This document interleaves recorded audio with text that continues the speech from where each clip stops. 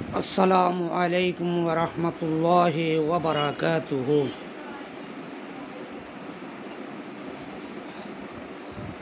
আলহামদুলিল্লাহি রাব্বিল আলামিন ওয়াসসালাতু ওয়াসসালামু আলা রাসূলিহিল কারীম ওয়া আলা আলিহি ওয়া আসহাবিহি আজমাইন ওয়া মান তাবিআ ইলা ইয়াউমিদ্দিন। সম্মানিত দেশ বরেণ্য ওলামায়ে হযরত, বিভিন্ন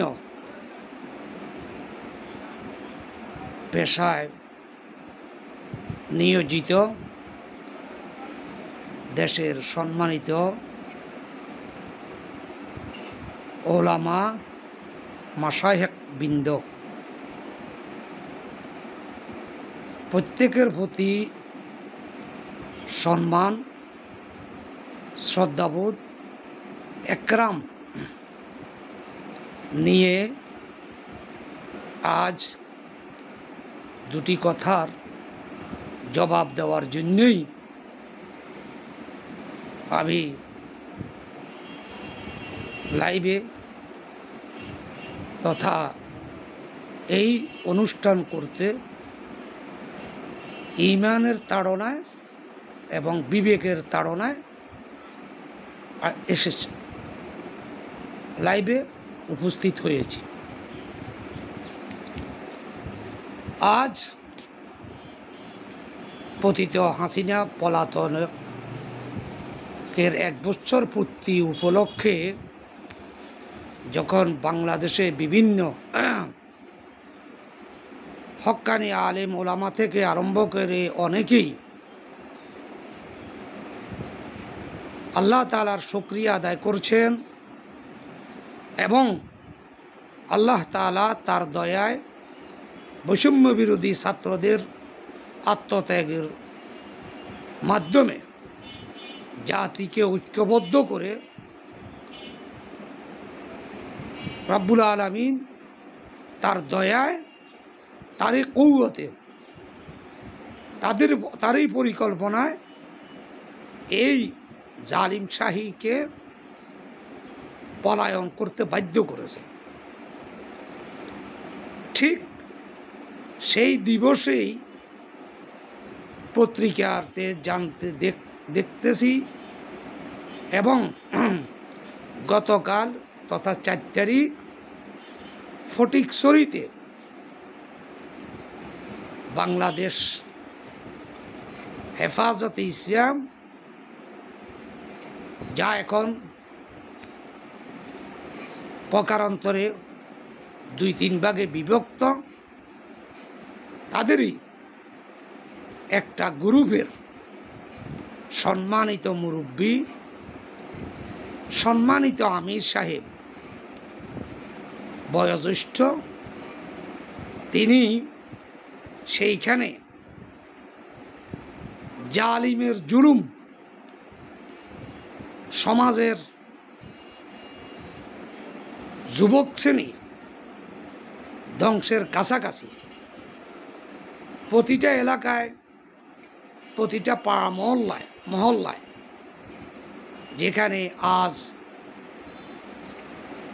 কিশোর গ্যাং এবং ছাত্র জনতা বিগত 16টি বছর আমাদের দেশের একটা জেনারেশন, বর্তমানে যারা যুবক বা যাদের কোটি কোটি নতুন ভোটার হয়েছে, তারা পড়ালেখাতে ধর্ম বইকে পায় নাই এবং যতটুকু পেয়েছে ধর্ম নৈতিক শিক্ষা, সেখানেও বেদাতি এবং আজগুবি রাসূল আকরাম সাল্লাল্লাহু তাআলা আলাইহি ওয়াসাল্লামের জীবনী থেকে সাহাবীদের জীবনীতে পর্যন্ত কুৎসা রটিয়ে এবং ভুল ভ্রান্তিতে ভরপুর করে যেখানে ধর্মীয় বইগুলি চাপিয়েছে এবং ভারত থেকে ধর্ম বইয়ের অপর পৃষ্ঠে দেবতার ছবি দিয়ে সেই সমস্ত ব্যাপারে হেফাজতে ইসলামের আমির সম্মানিত মাওলানা একাংশের আমির মাওলানা মুহিবুল্লাহ বাবুনগরী, যিনি একজন বয়োজ্যেষ্ঠ আলেম, তিনি জামাত ইসলামীকে নিয়ে অনেক অপবাদ, কুৎসা, হিংসা, বিদ্বেষ, অহংকারমূলক বেশ কিছু কথাবার্তা বলেছেন। আসলে ওনার কথায় জামাত ইসলামের একজন শুভাকাঙ্ক্ষীও ব্যথিত নয়, কারণ এর কয়েকটা কারণ আছে। সর্বপ্রথম কারণ হলো বাংলাদেশের কওমি অঙ্গনের আলেমগুলি তাদের এত অহংকার, তাদের অহংকারের কারণে আজ বাংলাদেশে 50টি দলের উপরে ইসলামী দল কওমি অঙ্গন থেকে যারা বেরিয়ে উপদলে দলে বিভক্ত হয়ে দল গঠন করেছে।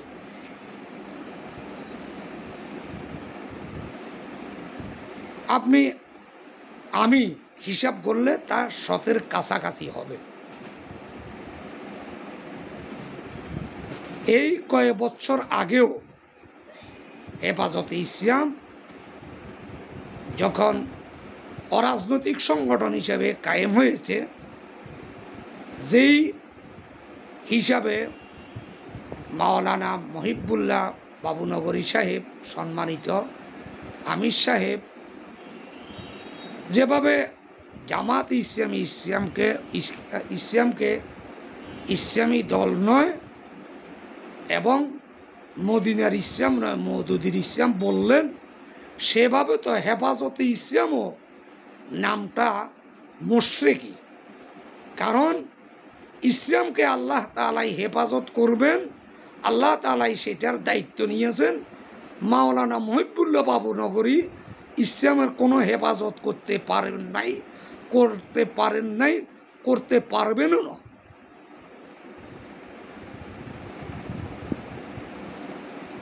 সেই কথাগুলি যদি আমি এখন বলতে যাই, সেই দিন আমিও শাপলা চত্বরে সশরীরে উপস্থিত ছিলাম। তাহলে ইসলামকে হেফাজত করতে পারলে আপনি কেন জানমাল হেফাজত করতে পারলেন না?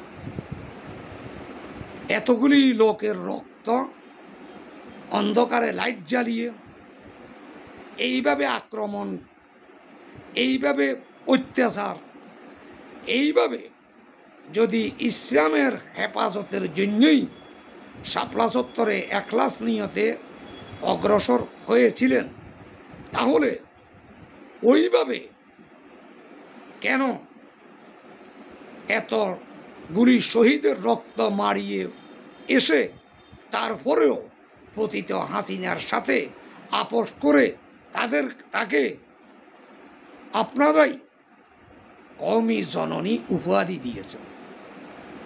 সেই কওমি জননী উপাধি দেওয়াটাও তাকে এক ব্যাপারে এক পর্যায়ে আপনারা কওম যদি জাতি হয় তাহলে জাতির জননী তিনি হতে পারেন না, যেহেতু তার পিতাকে তারাই জাতির জনক বলে।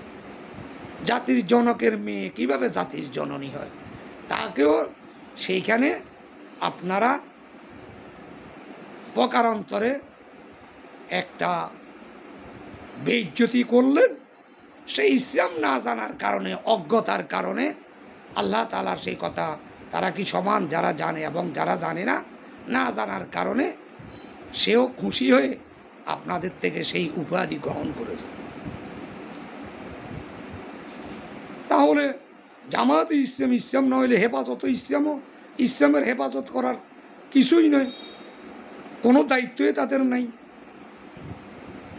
বরং বেশ কিছু এতিম অসহায় ছেলে ফেলের রক্তকে মারিয়ে আপনারা সেখানে মুনাফিকি করে ভুলে গেলেন এবং সরকারের সাথে একটা গ্রুপ আতাত করলেন।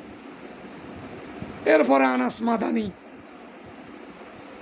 তার কথা এবং তার ভগ্নিপতি তারা কিভাবে দুর্নীতি করলেন, দুর্নীতিতে জড়িয়ে গেলেন, হেফাজতে ইসলামের সেই কথাগুলি, কাজগুলি, সেইগুলি মানুষের কাছে উপস্থাপন না করে আপনি জামাত ইসলামকে নিয়ে, জামাত ইসলাম ইসলামী দল নয়, সেই কথাগুলি ফতোয়া দিয়ে এই মুহূর্তে আরেকটা জাতি যখন আলেম ওলামা ইসলামী দলগুলি ঐক্যবদ্ধ হইতেছে, তখনই আপনি একটা ফিতনা সেইখানে তৈরি করে দিলেন।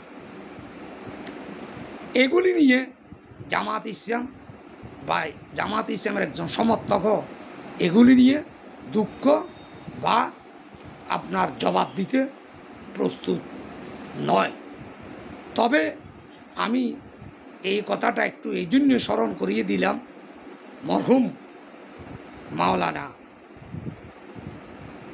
কোরআনের পাখি মাওলানা দেলোয়ার হোসেন সাঈদী সাহেব একটা ওয়াজে একটা এইরকম বয়োজ্যেষ্ঠ ব্যক্তিদের ব্যাপারে একটা ওয়াজ তিনি করে গিয়েছেন। সেই কথাটাই আমি একটু স্মরণ করিয়ে দেওয়ার জন্য আপনাকে চাইতেছি। এক বয়স্ক লোক অসুখে জর্জরিত হয়ে তিনি ডাক্তারের শরণাপন্ন হলেন। ডাক্তারের কাছে গিয়ে তিনি বললেন, ডাক্তার সাহেব, আমার এ হাত আগের মতো কাজ করে না। ডাক্তার বললেন, বাবা, বয়স হইলে মানুষের এই রকম হয়, হাতে এরকম হতে পারে বা হয়। এরপরে মুরব্বী বললেন, ডাক্তার সাহেব, আমার চোখেও আগের মতো কাজ করে না, চোখেও আগের মতো দেখি না।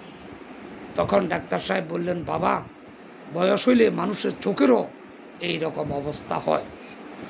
তখন মুরব্বী বললেন, ডাক্তার সাহেব, আমার পাগুলিও আগের মতো এখন আর কাজ করে না।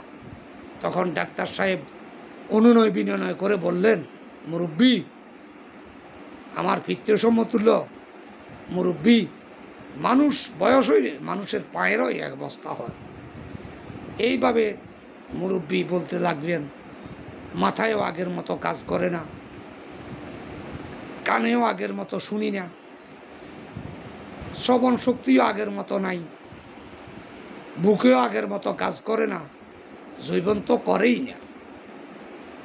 তখন ডাক্তার সাহেব সব কথা শুনে বললেন, মুরব্বী, মানুষের বয়স হইলে শরীরের অঙ্গ প্রত্যঙ্গগুলি এইভাবেই হয়।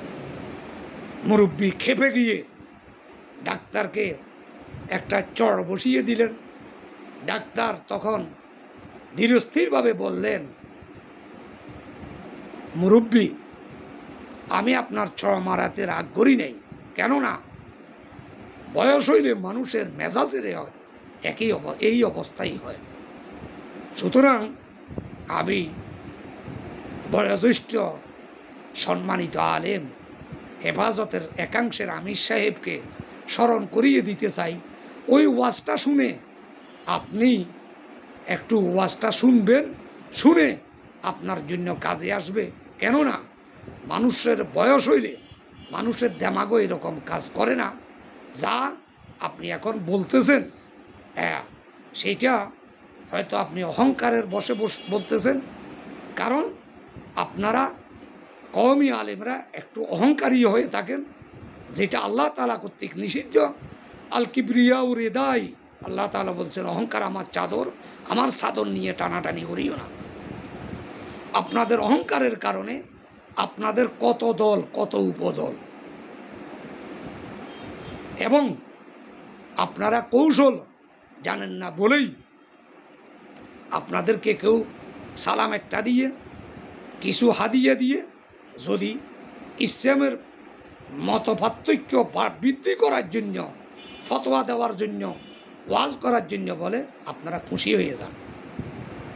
সুতরাং আমি ওই ওয়াজটা স্মরণ করে দিয়েই সম্মানের সহিত বলতেছি, এখন এই সমস্ত কথা বলার সময় না, সুযোগও নয়। এবং আরেকটু পিছনে যদি যাই তাইলে সেই মাওলানা হোসাইন আহমদ মাদানি থেকে, যিনি তৎকালীন থেকেই একটা মতপার্থক্য তৈরি করে সেখানে ভারতবর্ষ থেকে আরম্ভ করে সেখানেও ইসলামী দলগুলিকে বিভক্ত করেছেন।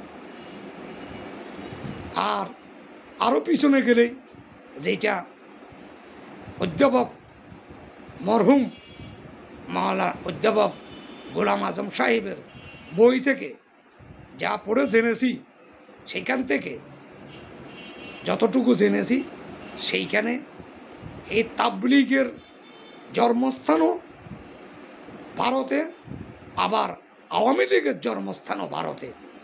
একদল ইসলামে রাজনীতি পছন্দ করে না, আরেক দল রাজনীতিতে ইসলাম পছন্দ করে না। দুই দলের জন্মস্থান কিন্তু র কর্তৃক এবং র কর্তৃক পরিচালিত। সেই হিসাবে আপনাকে এখন এই এবং আপনি যদি আরও পিছনে তাকিয়ে ফিরে যান তাহলে দেখবেন যে আপনাদের হাটহাজারী মাদ্রাসাতে ইহুদি ঈশ্বরদের এবং বিশেষ করে ইসরায়েলের চর পর্যন্ত এসে ঘুরে গিয়েছে, আপনাদের সাথে মোলাকাত করে গিয়েছে, দেখা করে গিয়েছে। ইউরোপের বেশ কিছু রাষ্ট্রদূত সহ এসে আপনাদের সংস্রবে এসে আপনাদের কি কি কথা বলে গিয়েছে বা কী শিখিয়ে গিয়েছে, সেইগুলিও জাতির অনেকের মেমোরি থেকে এখনো বিলুপ্ত হয় নাই। সুতরাং আসুন ভেদাভেদ না বাড়িয়ে, মতপার্থক্য না বাড়িয়ে, জাতির রাহাবার হিসেবে ঐক্যের জন্য আপনার এন্তেকালের পূর্ব মুহূর্তে আর এইগুলি জাতিকে হিংসার দিকে ঠেলে না দিয়ে, একটা ইসলামী দলকে হিংসা দিকে ঠেলে না দিয়ে ঐক্যবদ্ধের দিকে আসুন, টেনে নিন। ভুল ভ্রান্তি যেগুলি আছে সেগুলির সংশোধনের ব্যাপারে কাছে টেনে পরামর্শ দিন। আপনারাও ভুলের ঊর্ধ্বে নয়, আপনিও নবীও না, অলিও না, সুতরাং আপনিও ভুলের ঊর্ধ্বে নয়। সুতরাং সেই হিসাবে আপনি আপনার যদি অহংকারের বশে এই কথাগুলি এখন বলেন, জাতি আপনাকে সম্মানের হিসাবে দেখবে না, বরং দেখবে আপনার এখন মন মানসিকতা, মস্তিষ্ক আগের মতো আর কাজ করছে না। সেই হিসাবে জাতিকে বিভেদের দিকে ঠেলে দিবেন না। জাতির রাহাবার হিসাবে গঠনমূলক কথা বলে আসুন, ইসলামী দলগুলিকে কাছে টেনে তাদেরকে সুরা করে পরামর্শ দিয়ে মুরব্বীর ভূমিকা পালন করুন। আল্লাহ তাআলা আপনাকেও যতদিন আল্লাহ হায়াত রেখেছেন এখলাসভাবে ইসলামের কাজ করার তৌফিক দান করুক। আপনার জন্য সেই দোয়াই করি। এবং সর্বপ্রথম হেফাজতে ইসলামের দলগুলিকে, উপদলগুলিকে কাছে টেনে একত্র করে দিন।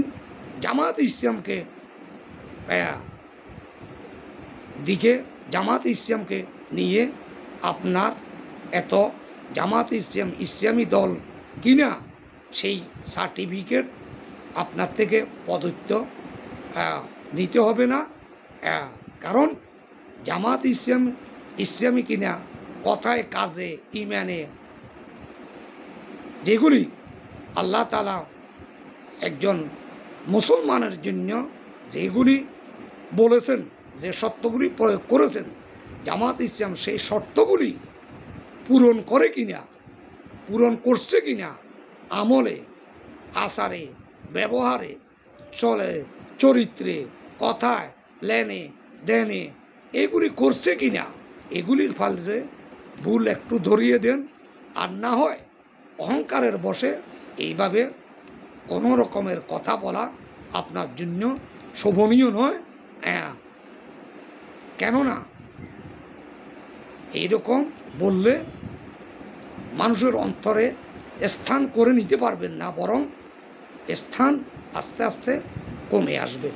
আল্লাহ তাআলা আপনাকে আরও সম্মানিত করুক সেই কামনা করি, এবং দীর্ঘায়ু কামনা করি। আপনার একজন একেবারেই শুভাকাঙ্ক্ষী হিসাবেই এই কথাগুলি বললাম।